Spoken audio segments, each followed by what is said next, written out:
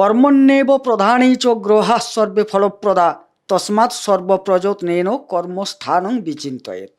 অর্থাৎ কর্মস্থল, দশম স্থল, কর্মস্থল মূলত তার অধিপতির অবস্থান, অধিপতির ওই কর্মস্থলে কে কে বসে আছে এবং কে কে দৃষ্টি রেখেছে, কথাটা বুঝবে। সেখানে আবার যদি ওটা দুস্থানগত হয়ে যায় তাইলে গোপনে ষড়যন্ত্র হবে, মানে শত্রু চেনা দায় হ্যাঁ, যাবে না, গোপনে ষড়যন্ত্র হবে তার বিরুদ্ধে। চলো সমাধান কি? অবশ্যই এর প্রতিকার করাতে হবে, লগ্ন কুণ্ডলীকে ভালো করে বিচার করাতে হবে। ভালো শব্দটা কেন বললাম জানেন? এগুলো তো আপনাকে জেনারেল পয়েন্টগুলো বলে গেলাম, এর পরেও কিছু পয়েন্ট আছে। আপাতত আজকের এপিসোডে টাচ করে যাচ্ছি। পুরো যদি 12টা এপিসোড আমাদের কোনো দর্শক দেখেন, ধীরে ধীরে বুঝতে পারবেন যে কর্মচ্যুত হয় কেন, কর্ম চলে যায় কেন, কর্ম পাওয়া যায় না কেন, যোগ্য কর্ম পাচ্ছেন না, বা কর্ম আমি দক্ষ। কর্মক্ষেত্রে ষড়যন্ত্রটা কেন হচ্ছে এবং সেই ষড়যন্ত্রকারীটা কে, তিনি কেন করছেন? এবার এই গেল দ্বিতীয় সূত্র বলি। দশমপতির লগ্নের অষ্টমে থাকলে অষ্টমপতির দশা অন্তর্দশায় কর্মচ্যুত হয়। মানে যেখানে আমরা ষড়যন্ত্র বলছি, সব ষড়যন্ত্রে কিন্তু কর্মচ্যুতি ঘটবে না। আজকের এপিসোডের শুরুতে একটা অনুরোধ আপনার কাছে আমি রাখবো। স্ক্রিনে দেখবেন একটা লেখা যাচ্ছে, মা নর্মদার যে মাহাত্ম্য কথার পিডিএফ বই বিনামূল্যে আপনারা পাবেন। তার জন্য আপনাকে যে হোয়াটসঅ্যাপ নাম্বারটা দেওয়া আছে স্ক্রিনে, ওখানে হোয়াটসঅ্যাপ করতে হবে। আপনারা প্রত্যেকে হোয়াটসঅ্যাপ করুন এবং এই পিডিএফ বই আপনি ফ্রি অফ কস্ট, বিনামূল্যে জাস্ট পিডিএফ বইটা আপনি পাবেন আর কি। বাকিদের সাথে প্লিজ আপনি শেয়ার করবেন। মায়ের কর্মী হিসাবে, মায়ের সন্তান হিসাবে আমরা সবাই একটু করি। আজকের এপিসোডে আপনাদের কাছে আমার এটা বিশেষভাবে অনুরোধ থাকছে। আসুন আজকের মূল এপিসোড শুরু করা যাক। নমস্কার, নর্মদে হার। শিবকন্যা মা নর্মদাকে প্রণাম জানিয়ে আজকের এই এপিসোড শুরু হচ্ছে। আজকের এপিসোড করার শুরুতে একটা কথা না বলে আমি পারছি না, যে আজকের এপিসোডটা করতে গিয়ে সত্যিই খারাপ লাগছে। আজকের এই এপিসোডটা নিয়ে, যে টপিকটা নিয়ে আমরা কথা বলবো, এই টপিকটা বহু পরিবারের, বহু মানুষের, তাদের জন্য যন্ত্রণার। এটা এর সমাধান খুঁজবো, তবে তার আগে কারণ খুঁজবো, এবং এই কারণ আপনার জন্মছকে কোথায় লুকোনো আছে সেটা আপনি খুঁজবেন, আপনার কাছে আপনার জন্মছক থাকলে। কর্মক্ষেত্রে ষড়যন্ত্র, কর্মক্ষেত্রে ষড়যন্ত্রটা কেন হচ্ছে এবং সেই ষড়যন্ত্রকারীটা কে, তিনি কেন করছেন। আপনি কর্মক্ষেত্রে যাদেরকে সহযোগিতা করেছেন, আপনার কলিগ হোক, আপনার জুনিয়র হোক, বয়সের জায়গা থেকে বা পদের জায়গা থেকে, তারাই আপনার পিঠ পিছে ষড়যন্ত্র করছে। আপনার কাজ চলে যাক, তারা সেই চেষ্টা করছে। কেন? শুধুই কি জেলাস ফিল করছে, নাকি আপনার প্রতিভার সাথে তারা পেরে উঠছে না? কেন করছে? নাকি এর সাথে পূর্বজন্মের কোনো কানেকশন আছে? আমি গোবিন্দদা একটা মানুষের জন্মকে যদি দেখি, তাহলে আমাকে দেখতে হবে তার পূর্বজন্মে যে যে কর্মগুলো তার অপূর্ণ থেকে গেছে, সেই অপূর্ণতাকে সে পূর্ণ হতেই নাকি তার এই শরীর প্রাপ্ত হয়েছে। একই সাথে একটা মানুষের যেমন কর্মটা কতখানি তাকে করতে হবে, কোন দিকে কর্ম করতে হবে, কোন দিকে কর্ম করলে তার রোজগার আসবে, কোন দিকের কর্মটা নিঃস্বার্থ ভাব নিয়ে করতে হবে, সেটাও কিন্তু তার জন্মছকে আমরা দেখতে পাই। কিন্তু ঘটনা হচ্ছে যেটা, যে এই জীবনে উনি যে বিড়ম্বনার মুখোমুখি হচ্ছেন, আমি তো এই বিড়ম্বনাটাকে শুধু এটা বলে চলে যেতে পারবো না যে 2025 সালে এই ধরনের অনেক বিড়ম্বনা হচ্ছে, ভূমিকম্প হচ্ছে, ইত্যাদি ইত্যাদি হচ্ছে। তো আপনার জীবনটাকেও নাড়িয়ে দেওয়ার জন্য আপনার কর্মের জায়গা, রোজগারের জায়গাটাকে একটু ভূমিকম্প দিয়ে দেওয়া হলো। কিন্তু কেন পেলেন আপনি, সেটাকে খুঁজতে হবে। তবেই সমাধানের পথ আছে কিনা আপনার জন্মছক দেখতে হবে। যদি সমাধান থাকে, তাহলে কর্মে যে ষড়যন্ত্র চলছে তাকে মোক্ষম জবাব দেওয়া যাবে এবং কর্ম ফিরে পাবেন আপনি। কর্ম থেকে আপনাকে চ্যুতিও হয়তো হতে হবে না, এবং কর্মক্ষেত্রে যারা গোপন শত্রু আছে আপনার, তাদের মুখোশটা আপনি খুলে দিতে পারবেন, সিচুয়েশন তেমন তৈরি হয়ে যাবে। আজকে আলোচনায় এটাই থাকছে। আমি একেবারে ধনু লগ্ন, এই ধনু লগ্নের যারা জাতক জাতিকা আছেন, আপনার রাশি অন্য কিছু হতে পারে, ধনু লগ্ন থেকে আমরা আলোচনা করছি। ধনু লগ্নের যারা জাতক জাতিকা আছেন তাদের জীবনে ঠিক কর্মের যে জায়গাটা কি কি ডিফাইন করা থাকে, বা তারা এই শরীর প্রাপ্ত কেন হয়েছে, কি কর্মটা তারা করেনি তাই তাদেরকে আসতে হয়েছে, এই জায়গাটাকে একটু উস্কে দিচ্ছি। যদিও আপনার জন্মছক এক্ষেত্রে আমাদের কাছে নেই, কিন্তু এখান থেকে আমরা খুঁজে যুক্তিযুক্তভাবে আপনার কাছে রাখতে পারবো এবং শাস্ত্রসম্মতভাবে রাখতে পারবো, এটুকু আপনাকে গ্যারেন্টির সাথে বলছি।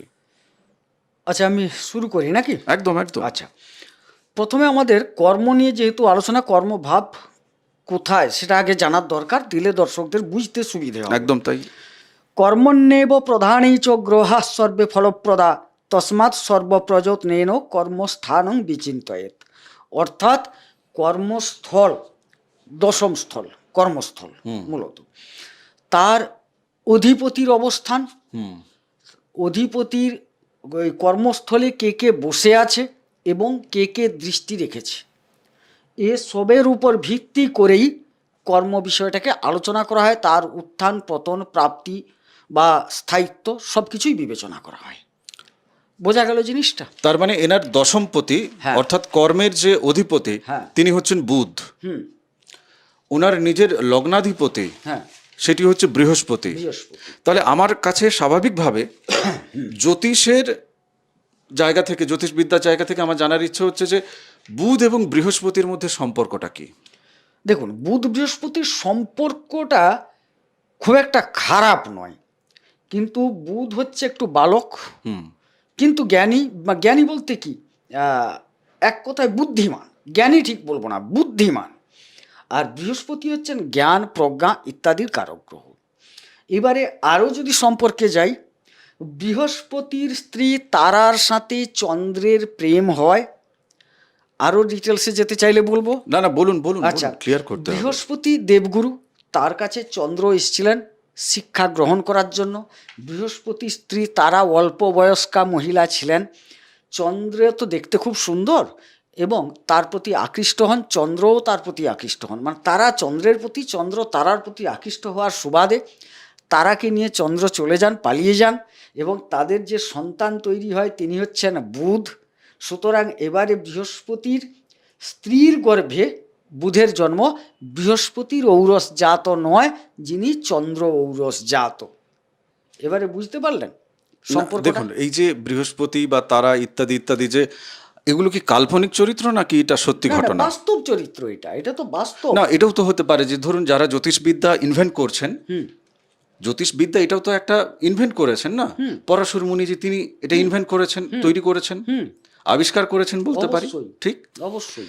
তিনি হয়তো এই গল্পগাথার মাধ্যমে বৃহস্পতি, চন্দ্র, তারা এবং বুধ, বুধের আগমন যেহেতু হচ্ছে, এই সম্পর্কগুলোর গভীরতা তিনি বোঝাতে চেয়েছেন।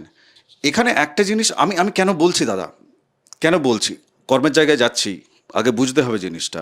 কেননা আপনার চারপাশে না, আপনার চারপাশে কিন্তু কোথাও চন্দ্র থাকবে, কোথাও তারাও থাকবে, আর কোথাও বুধ আছে, আর আপনি নিজে তো বৃহস্পতিই আছেন।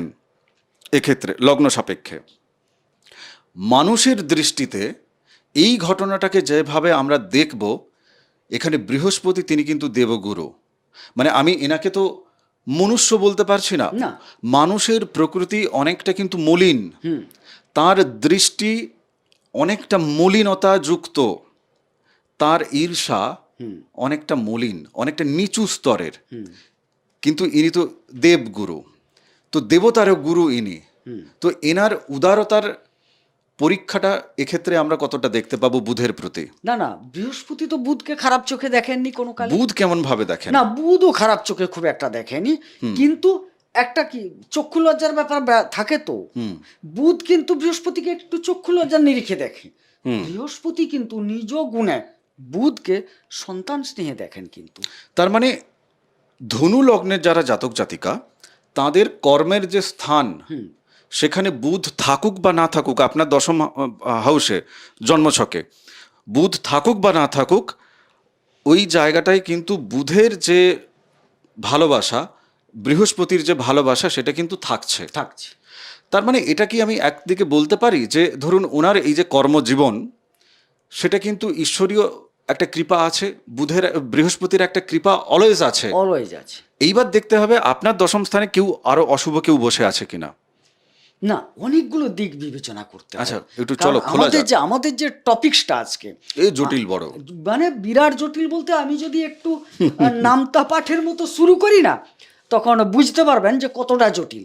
আপাতত আমি সংক্ষেপে দিয়ে যাই, একটা এপিসোডে ভাই সম্ভব নয় এটার খোলা খাপসা আলোচনা করা, আচ্ছা কোনো মতে সম্ভব নয়। আমি বলে যাই, তারপর বুঝতে পারবে।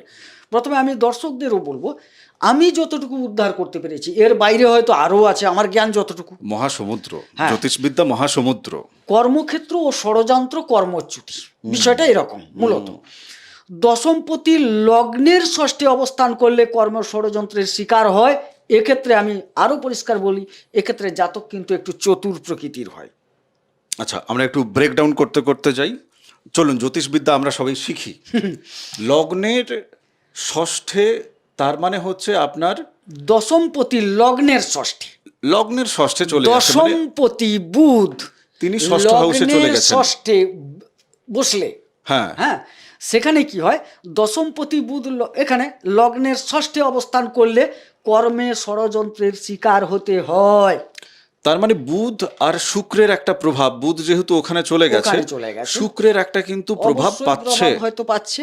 এবং এক্ষেত্রে আরো বলে রাখি, দেখুন এটা তো শুধু ষড়যন্ত্র, আপনার কোনো দোষ নেই, আপনারও তো কিছু ত্রুটি বিচ্যুতি থাকে না, সেটা তো গ্রহ করিয়ে নেবে। কেননা বুধ যখন শুক্রের জায়গায় পৌঁছে গেছে, শুক্রের ঘরে, একজন দেবগুরু আর একজন দৈত্যগুরু, তো দৈত্যের যে গুণ, হ্যাঁ, সেটা কিন্তু আপনার কর্মাধিপতি তিনি কিন্তু পেতে শুরু করেছেন।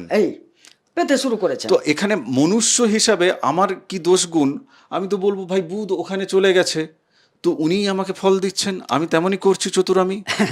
তবে এক্ষেত্রে হ্যাঁ চতুর, আপনি অজান্তে জানতে যাই বলুন না কেন, এখানে কিন্তু জাতক নিজে খুব চালাক।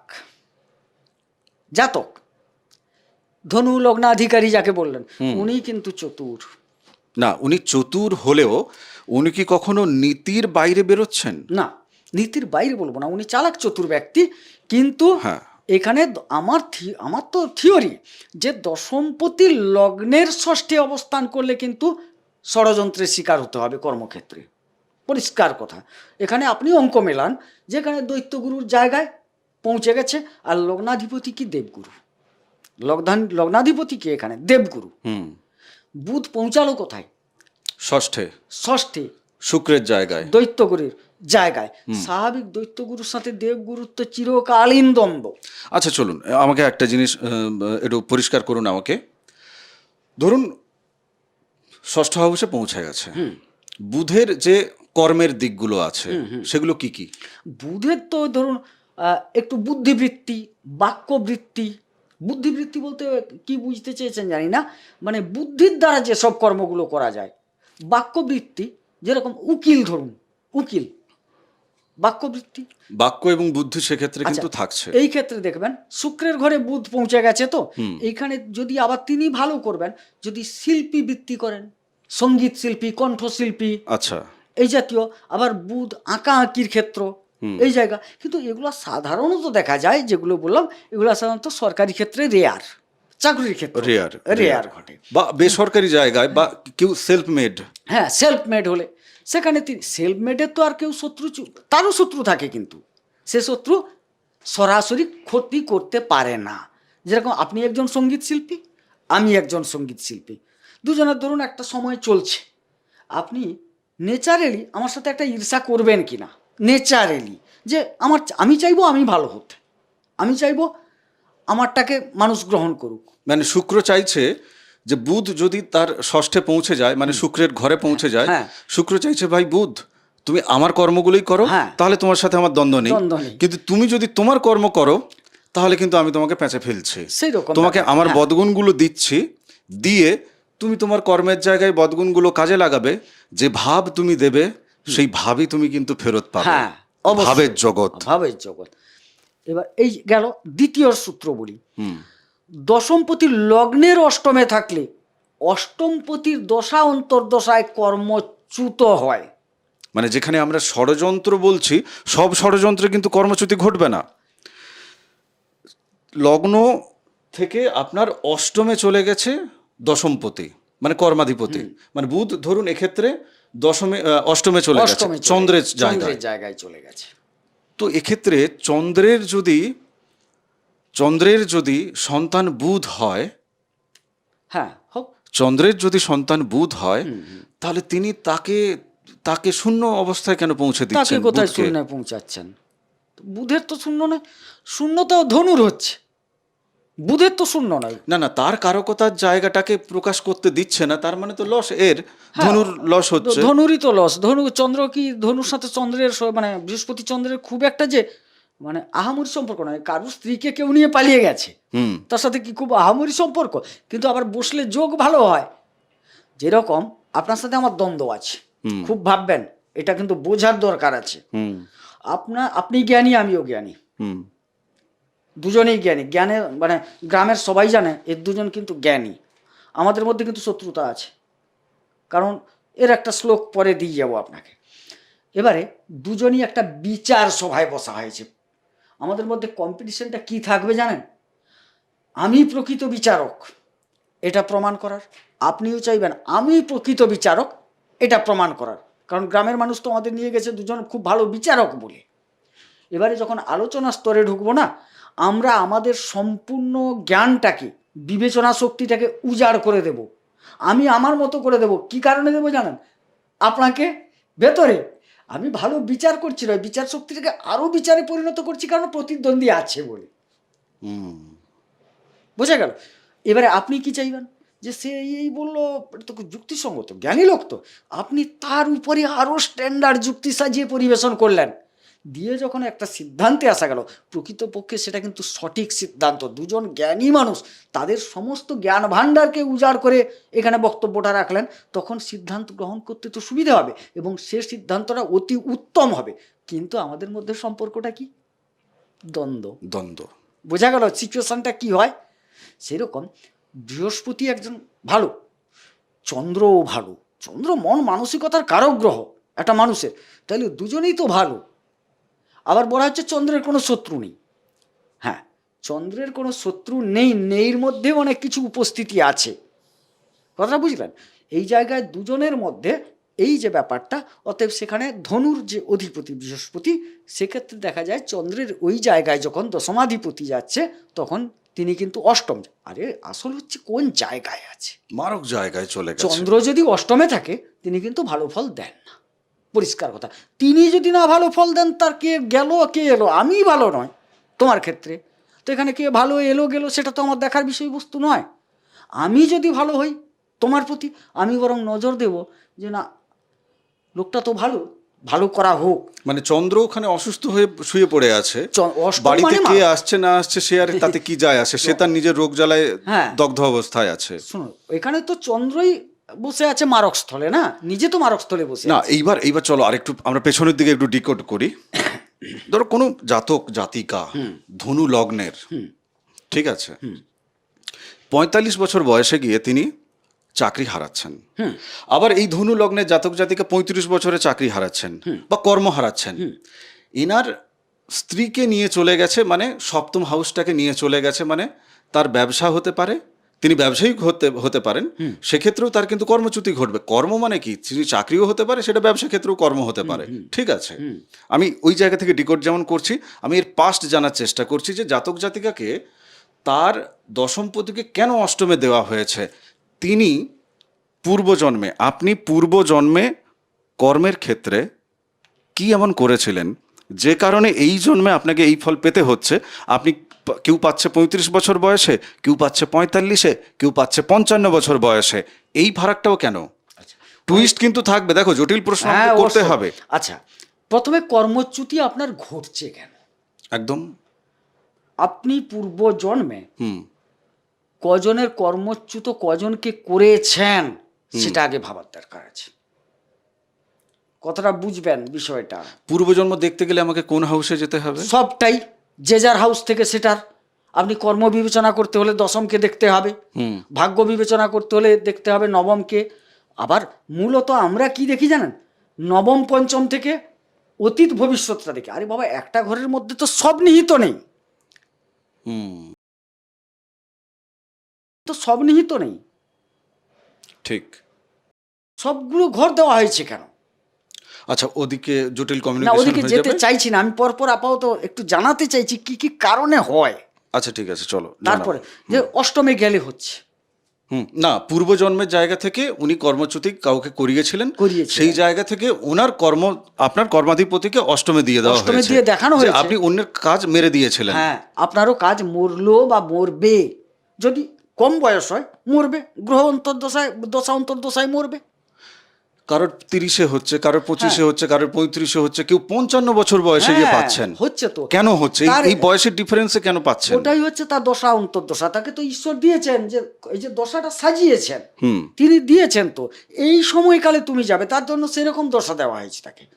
দশার যে সমন্বয়টা ওই রকমই সাজানো হয়েছে, এই জায়গায় গিয়ে তুমি ধাক্কাটা পাবে। আমি কেন বলছি, হ্যাঁ, এবং এই সিরিজ করার পেছনে আমার কাছে দুটো জায়গা আছে। একটা উদাহরণ আছে, আমি আপনাদেরকে উদাহরণ বলতে পারি না, বিকজ অফ আমি শুরুতেই বলেছি এপিসোডের, যে এই এপিসোড করতে গিয়ে আমি সত্যি খারাপ লাগছে, মানুষের কাজ চলে যাচ্ছে। হ্যাঁ, একটা সময় আমার জীবনেও গেছে যখন কাজ হাতে ছিল না, সেটা আমার কম বয়সে। কিন্তু কারোর যদি 55 বছর বয়সে চলে যায়, কারোর যদি 45 বছর বয়সে চলে যায়, সেই উদাহরণের জায়গাটা হচ্ছে যে গোবিন্দা, সিনেমা অ্যাক্টর, তার যে অরা, তার যে কাজের জগৎ, সেই জগৎ কিন্তু তার কাছ থেকে চলে গেছে। ঠিক আছে, চলে গেছে, জাস্ট চলে গেছে। সে এখন বিভিন্ন মঞ্চে ঘুরে বেড়াচ্ছে, সবার থেকে বড় উদাহরণ। এবার আমরা বিভিন্ন অ্যাক্টরদের ক্ষেত্রে দেখেছি, তুমি শুক্রের জায়গা থেকে ছাড়বো না কিন্তু তোমাকে আমি, তুমি ষষ্ঠ জায়গায় যদি চলে যায় বুধ, তুমি বলেছো যে সেক্ষেত্রে শিল্পকলার দিকে যদি থাকে তাহলে খুব ভালো ফল দেবে। আমি যার কথা বলছি সে তো শিল্পকলাতেই ছিল। বিভিন্ন অ্যাক্টরদেরকে আমরা দেখেছি 5 বছর ধরে খুব ফাটিয়ে একদম কাজকর্ম হয়েছে, তারপরে মার্কেটে খুঁজে পাওয়া যাচ্ছে না। ঠিক আছে, তার তো কর্ম ওটাই ছিল না, যে অভিনয় করা। সেখানে তো বাগ্মিতাও লেগেছে বুধের, সেখানেও বুদ্ধিও লেগেছে। তার কেন চলে গেছিল? এই এই এই লিটিগেশনগুলোও কিন্তু আমাকে ভাবাচ্ছে। ঠিক আছে, প্রশ্নটা হচ্ছে যে, এক কথায় যদি আমি জানতে চাই, শিল্পকলার ক্ষেত্রেও যারা আছেন তাদেরও এমন অনেক সিচুয়েশন আছে আমাদের এই বাংলায়, তারাও কাজ পাচ্ছেন না, বহু শিল্পী কাজ পাচ্ছেন না।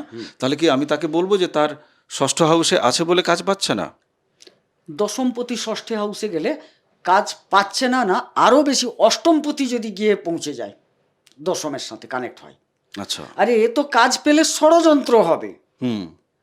এবারে অষ্টমপতি গেলে কর্মচ্যুত হবে, দ্বাদশপতির সাথে সংযুক্ত থাকলে পাবে না, বা একবার হারালে আর পেতে পারছে না, এরকম আছে অনেক।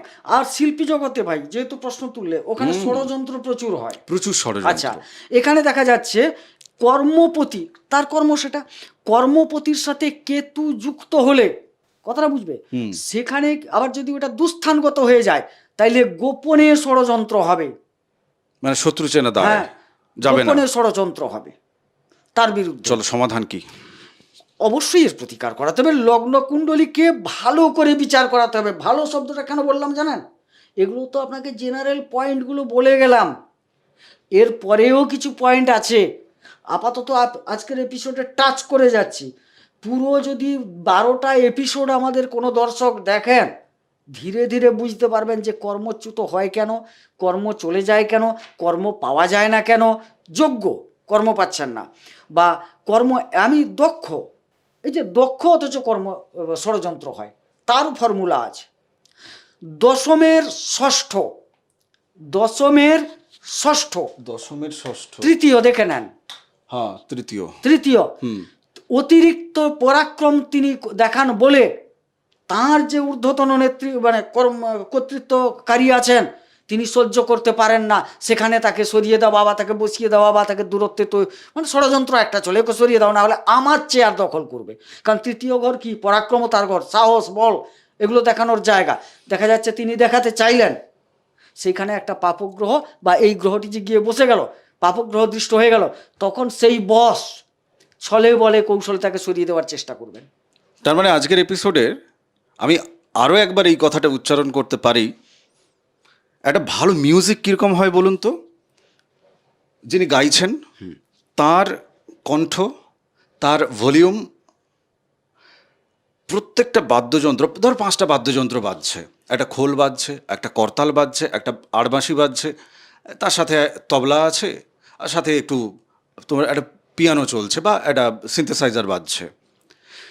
এই প্রত্যেকটা ব্যালেন্স যদি হয়, মানে যেটা যতটুকু যেখানে যতটুকু ভলিউম আপ বা ডাউনের দরকার আছে, ঠিক আছে, তার সাথে কণ্ঠ আছে।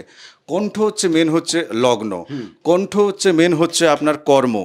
তার সাথে বাকি যে 5টা গ্রহ, আমি এখানে 5টা যেহেতু ইনস্ট্রুমেন্ট ধরেছি তাই 5টা গ্রহ বলছি, তার ব্যালেন্স রেখে যদি চলা যায় তবেই গানটা ভালো হবে।